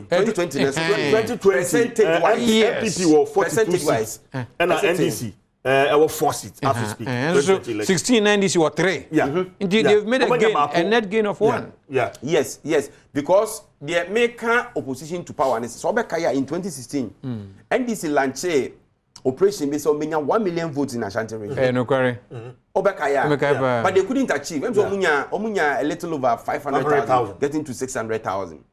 And 2016, putting everything aside, untumi ejuma pa in 2016 as compared to 2020. 2020, before bankrofo bi mu, and no party ni nyina so far sa problem no. Yen choose peke nipa bi a yen protect omo yen mo nko primaries ne ho keka ho. De nipa bi pe ne yen form nko no. Eno na ye party ni nyina ya de ebi pia Ashanti region. And eno so ka ho bi e mo ma so ye hye. O ti ase, de na me ka de akwa kosi ni se ebinum feel say it's about time. Say party no ye biemu ma nipa bebre bi ebem because nipa bi atna fence ne so. They feel say wuntumi enye da open. Because of ujidi say we dey ngomoni edio. Ujidi say wo mo a wo mo oposu wuntumi no. O mo binum so e kan say well why categorization me no. akrache for pa and a businessman for pa ne momo no ebinom so kan so ebra so say ye peja krache ne kakra akrache sam ne kakra isan say donko for jonom Dr. Donko for jonom FF Anton mo ne ade na afei akwakoto bi say yes or a businessman yes or ni sika ba enyo no nko ani sika one more ya crash for one bar they able to raise money entino ni akwakoduru no say you left quality ni kakra. Is that an issue in this equation Ashanti region? A play part. A play part less way, especially with the build up no and some of aspirants no or message on the name no. Say if you crack go to the center to say to me a good party anymore. And when I'm person me can say me can change hono. To the sense of Lukwaku no money ade. It tends to be negative. And nano ebetimi ama ebinum ado. Akoto name one way sophisticated no so it puts them off. Untumi akoto ne ka foforo binum so omonte ase se die ntina ene Ghana omani nyina wa hwehie party na nkasa kra na agi atum se neme mo ayeden na untumi akoto luxury car. Eno no by the site ubetumi abrashin aside say we nye issue. But ebinum so for say ni nyina aka issues no ho a ehye nkrofo bi abufuo ebisi wuntumi akoyi gold kotobra e wo tv so we me sika me wo sesa me present o ngomo na edie me wo ansase 100 anope yatise kotobra na bejika no mo ne ade eno so to what well, we are yet to confirm eno inducement afem ne de eno de o kai say enra me bo so ha e ma was it na obi can say to prove it no very difficult no correct but inducement name in someone akono aye ka kire nkrofo de and we den election be pm and de ye tete de anu odin kakra anu odin say information about ebian say can say we can't confirm though but ye tete say class de who issues we promise tracks in fact for any constituencies that's my young can say the entity any say chema untumi akoto private cars what teacher and the amount delegates in which we can confirm, which we are yet to confirm. And I say chairman Koka so akoto tipper tracks. So the chairman constituency be am tipper track no. And the adwuma dey am constituency no. And also so we are yet to confirm. CJ Unium English in say it is too good to be true. Because Nipa to about Ashanti region 900 and as around 900. By implication I can say so Nipa 900 no want to me our cars yemfa ne say Kia Picanto and a crocro and Hyundai i10 as a Matisse enkwa ahenku no e kwa pem it is too good to be true it's too bad but AC no kre wo muso ne say if even obi betu sa na mo no a eye den a politician bi a okọ election bi a wo target onim say election a ye koi say they okay say 900 or targeting the 500 and even crowd target crown onim say onya 400 votes out of the 500 900 now all things being equal we win it is say sa asemi a ye kan no kra target e be mu on targeting the 900 ni nyina and for you to know obi anim baabi a sebe na ho oden kakra wo any baabi a ni sin to wo sana strategies no mo ye no what you say and na say ahena na kan de waka jonze mo nkoto ma me my imagine say my monto ma ntimi so mayi mani kura free mu so oh yeah sometimes they do omo beti ansa na bato na duru sometimes they do wow sometimes they do mama yen kwa homa no so na me ne Dr. Shebo Kweku director of elections at the Electoral Commission me ne no entwetwe enkomo do akote me nka Adom TV Asempa FM Adom FM suni yem akwaba me na me jozo e ba to bi aboko de Adom no okay yen share Electoral Commission mo amode aboafie enro abai the NPP Regional Delegates Conference mo adwumadie potia madi wom doc yo me da say ofa in political parties law no 574 na was say e dia na say omo party for any election and co supervise and it is sha election we over say will be a constituency regional and national the idea na so omo elector omo yom register no ma yom ballot person don't be my bet my boy my no my nominations. Into we are near the Nipani boxes. Yakona Yakotwa mom. The so far okay, and not just say the issue of album, waiting him, and I will be out and say the woman crano, ya in the film, and no the electoral commission, and come on Juma, Sabat and then I almost Juma. It is a Subobiba Council of Elders. Now, Omuyendipa Edu, Endipa and 9 pet, and I womudin a womb, and also test con album no, Nipa bidin enim, and Tia the Subono Airboy Electoral Commission, and no Musoma, and ye. So far, I mean, to be boy and Subo. Because man say, partner is my hand, no, the movie. Okay, but you share Central Region. You can say on injunction so for a region like that, injunction no. How is the communication like? Injunction no, yes, very easy for. Now, most so much to the region. Say about no entimi maso, enti yen so until such a date, Doc. The thing says almost every injunction na yeah my party I will say whether yeah on my side here no. Now what I say court say I mean so I see. And without the presence of the Electoral Commission, no, baby and one man battle bit me akoso. So easy for some member, ya bit me I share na fi about also. The conduct of them shall be provided by the Electoral Commission. It is a youngคนเอาkwa no bi court betu. Okay. Okay. So far we can say regions ni nyina no easy madwuma for hon ma mo hwa abato esofie nra enne akwapo chena ye de nyina beba na wiye baby ana asembie no won de ho. Okay me ba cho eti baby a injunction no eda so no easy mutumi se mbehye new date say for instance Central Region abato na amba so ye de akose bia next week ana so until say court issue no ye be di awie no easy for the motim ba bia mo twen na mahwe Zanet here, yeah, the end of the supervisor into Bomono Yadia. Now, in line with what the court has said, now, no mamma manager for the ready near Cornea. Okay, all right. Now, my phone see her for now. Be actually be any best answer about Hobio near no other. That's a part. Dr. Sribo Kweku, director in charge of elections at the Electoral Commission, and you know, actually. And common in the Ashanti region, Babaya Sports Stadium, Abatono Air Coso Air Eastern Region, Cultural Center, Kofodia, Greater Accra Region, Air Coso Air Trade Fair Center, Air La, Air Enkrai, Western Region, Nzima Manle Complex, Air Ampane Elembele, Oho and Abatono, Air Coso, Sanso, and Volta Region, so Air Coso Air Jelukope, EP Church, Air Kata, Jelukope EP Church, Air Kata, Air and a fragment abatono ekoso in the OT region abatono ekoso Yabram SHS Dambai Yabram SHS ewo Dambai Upper West region so ekoso ewo wa secondary technical institute wa secondary technical institute baba ekutie nyina na ekutie abon ekutie ni bo ekutie papa obi abom ekutie bi enti menche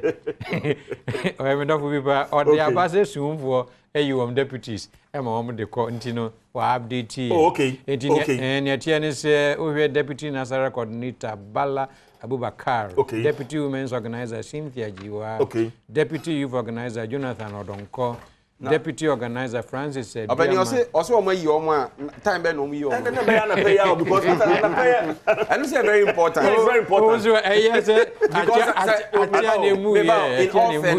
so an open now you as far as no time ben no en sakan no cranium na o be dem po no akasa. Manya di tebi e be dated the 26th day of May 2022. 26. Na jezene nansa. Ene nansa.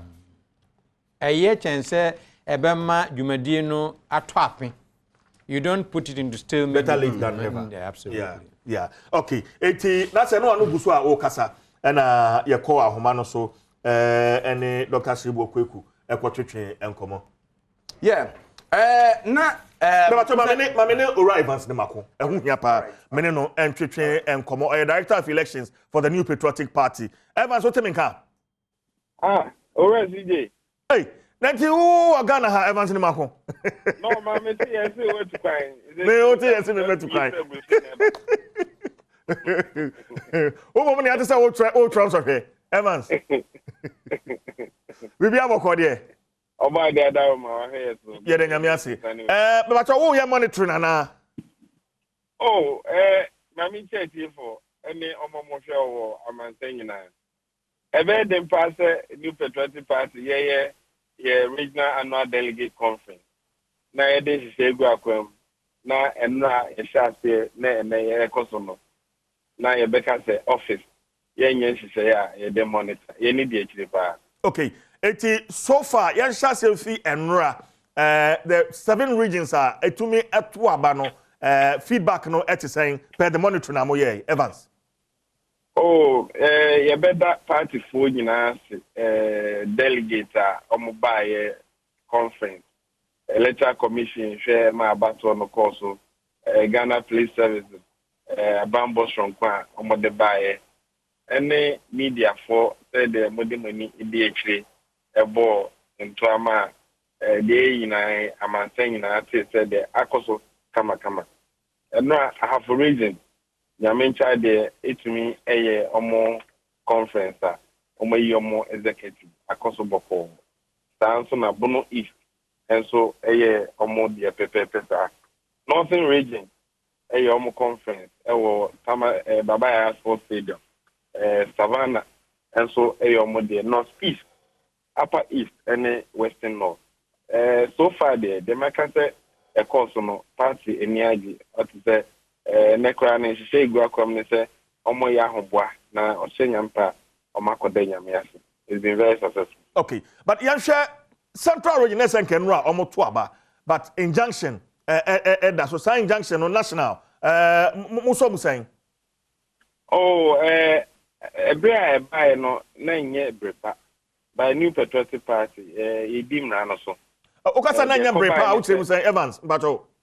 Hello. Oka say bra injunction ne baaye no na enye brepa uchire mu sen say yan seven party office new patriotic party national chairman any general secretary omo no da party na no nka ta bia ma meka omo nsa impu bra me no ka say regional chairman say regional annual delegate conference regional chairman no fair conference to me a party constitution the amano eno and then samanka temu no the matene say omo di bi command no eno nti na chese o nya akwanya emra kwanso fair conference eno nti na amaso na ekoba say ekunfi constituency omo call ye omo version no ensam ekoso efio aba bedu Cecilia Dapa committee enim enkitahudie akoso aka niema ba ku mienu bia esese obi ye eno na ye hwe enim na eba sa na ye ba be ye regional conference na one constituency ese na aseminti oko injante the whole regional constituency program me gidi se ha adwen nti eno na ema meka se emre ba no na enye mrepa but esanse esese yedim na no so yedim na no so ntino ya transense emrepam no sise nyina ekefo a regional conference wo central region so ebeba so. Okay, now what you say aka niema ba ku mienu bia esese obi ye why na ese oyesa niema ba ku mienu no party bi enkomo wo dem inti say ye internal discussions na enye ni nyina na ye de beto abonten ase wakọ akono enye die hu ewo akon no nyina na ye de ebefi inti no de obi a onim se asugeda no so se oye bibi no akwanya ho se oni akon be na anka enye se samanka ta akoka regional chairman sa ono no be fair conference then capacity be ni se constituency be affected ye be yes nchen na yedim na no so aba ni say no the mechanic say advise a legal team ediama no yedi so pepepe sa the gidi sem repem no central region so benya kwanya ayom conference na omagina so ayom regional executive. Okay, but you can say was a petition from Kumasi Technical University TESCON samanka te bia meka men sasa a petition petition bia emeka mensa unless obebo obi a owo sa university aka yi say odenkata ba be shemensa ana asama meka no different from the ono country. Okay, and then I'm mu and right you need the president of Kumasi Technical University to train and come Gifty Lisa Anaman and I watch say and revia and I wamu ehunu album so mo de ekoto aba no onokra omhunu platforms WhatsApp platform omo hwe mu no na edin bebre ewo album ni mu a obi wo hokra wa wie school be yemfie mienu fie miensa wa wie ni service a oye na dwuma enso na ni din ewo album nim ono ankasa president Tescom president Kumasi Technical University no ni din any album nim enra anapain so honorable titles Glover Afre allege say in the Greater Accra region so there are attempts say use Tescom no because out of about 38 Tescom institutions no no na say Swati Tescom what is happening yes I say free for Kumasi Technical University. No, my man answer. The mechanic say petition be back around this time. Ebia I call Nnawotwe committee nim. Omo National Appeals Committee for elections yedusu. Enu ntino say bibia koto manima nkita hodie bia esese committee no edeba no omo de beba. Omo de omutumi no omo no emu dukra keke say National Council say omo ensaka petition advice be the beban binding on obibia or party. Inti every koba say Ashanti region venue and one semba and omunya petition to one among obone regional elections committee no enyankita hudie consulta sa voter region venue one semba any election related committee disqualify to one among consulta inti se bibi the top summary Nnawotwe committee ni and bia kwemu no omofa boano omoye ne pepepe the mechanism sa Tescom for lista okay ema meto mani na sa kwakoto mani ma advice bia esese omode eba no omde beba party no organization Tescom no under the National Youth Organizer your accredited institutions into omo ana esese omunya akwenya eco regional conference and the national conference. Me did say Abrante na ne kasa no or the nasem no efa committee party no edesi wana obenya answer to the petition.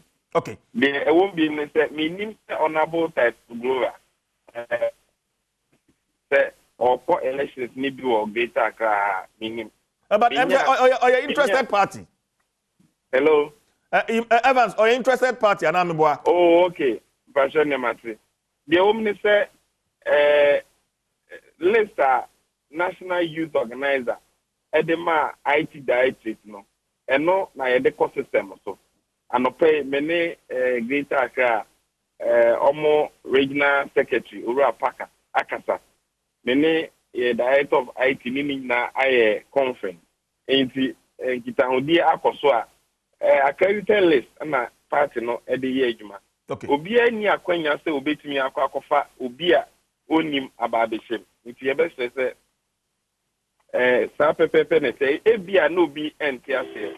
E ba sa amanfo to me imputu reasons they bring. No kure wo me say accredited list from the National Youth Organizer.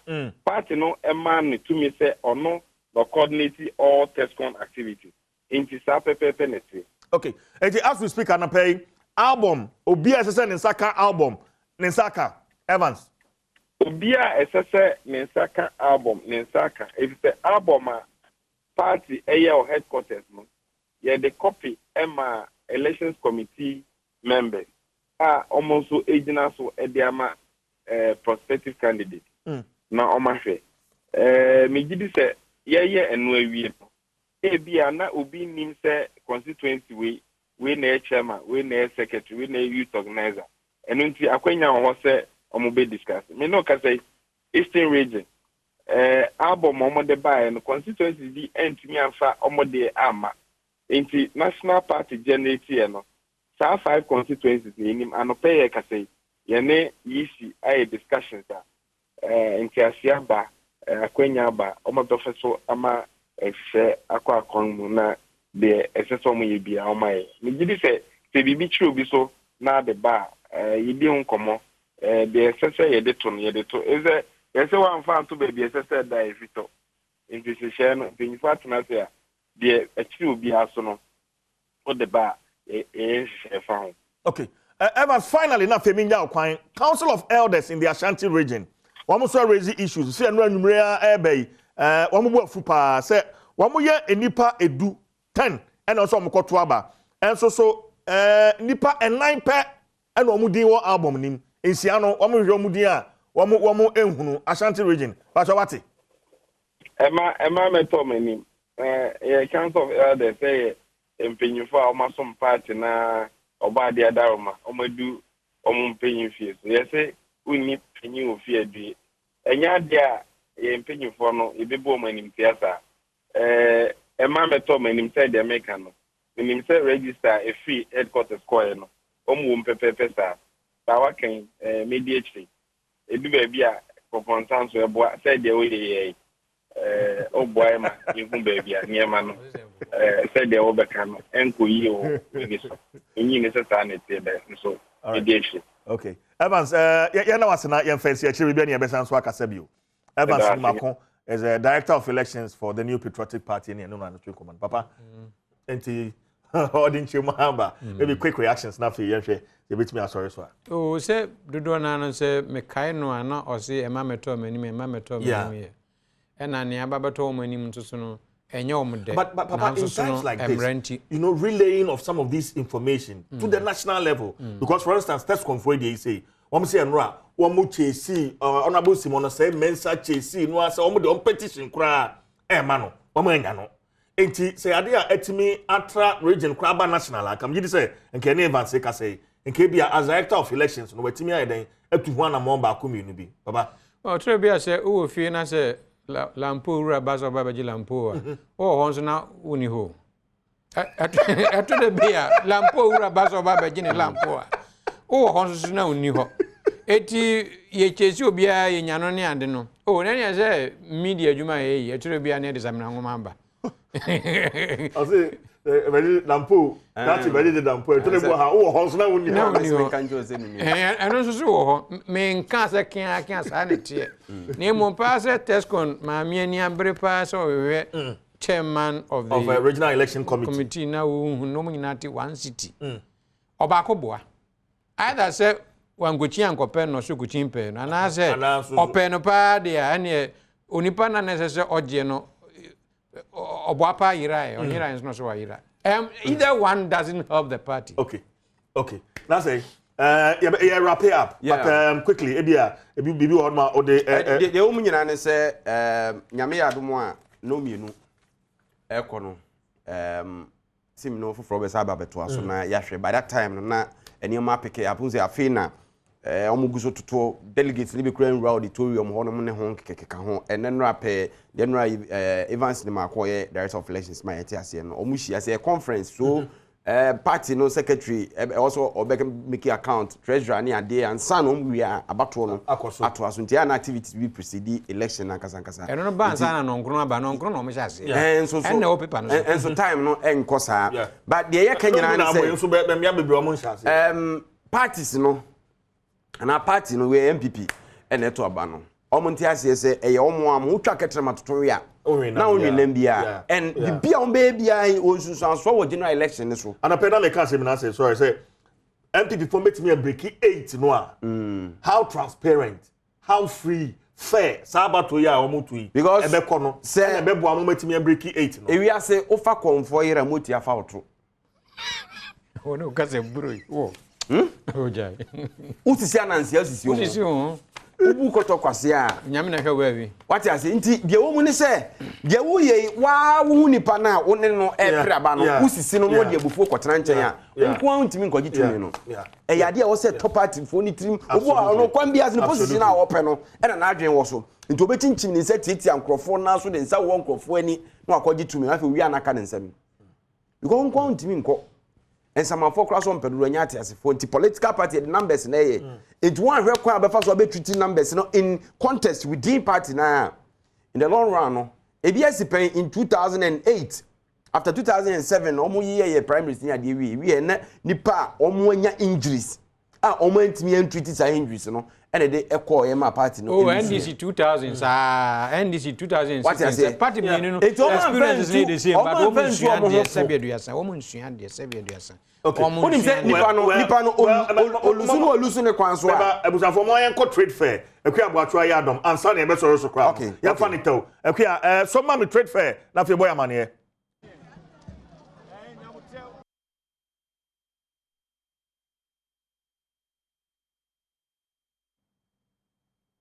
Okay. I'm say Ekua aboatwa ya Adom and to mu. Ye say okay. So baba.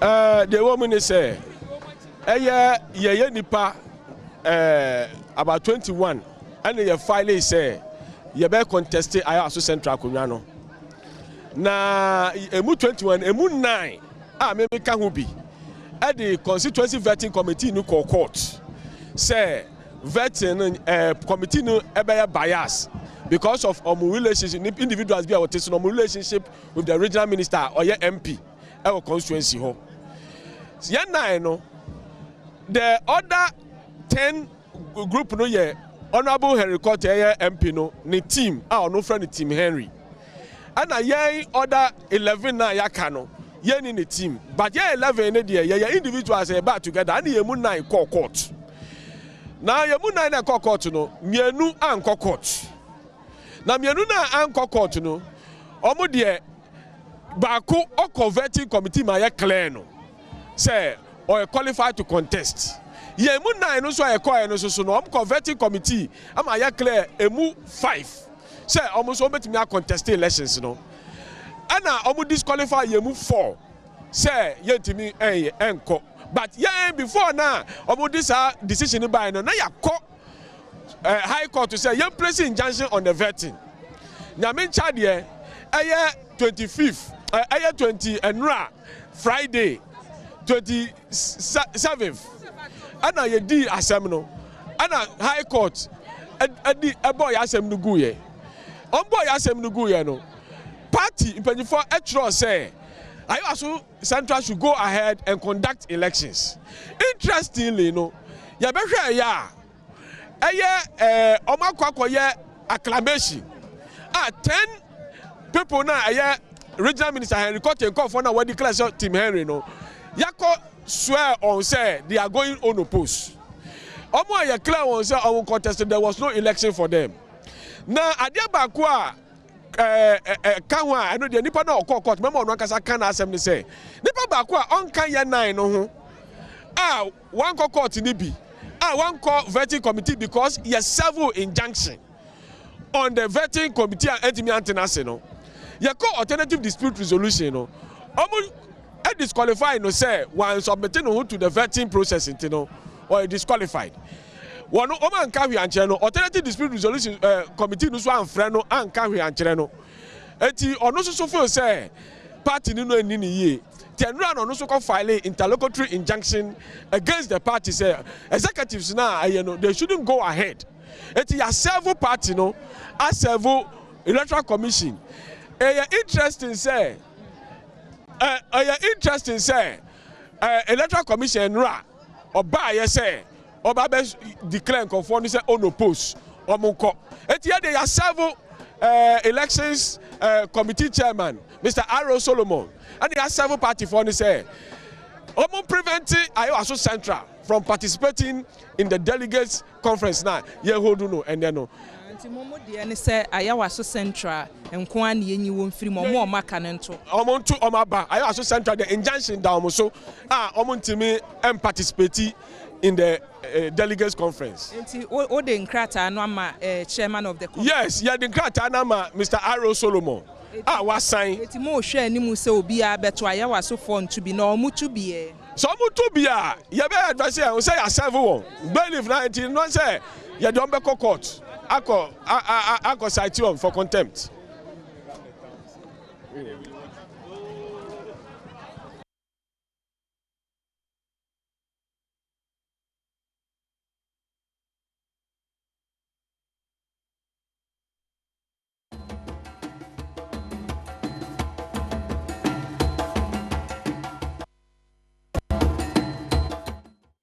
Okay, enti no na Ekuabwatu Adom ono de ne ekoso ewo the Accra International Trade Fair Center la ewon kran ha Greater Accra Region MPP delegate omachia omde conference no so now yamfa na pedie no yamfa ensi ha ebo no mienu a your election headquarters ebesan so e the dwumadie no e the abrel ya the results controversies near akoso nyina no ya the bebrel. So stay with us on Adom TV, Asempa 94.7 FM, Adom 106.3 FM. We did the Chief Jerry Forson with my friend CJ Akao.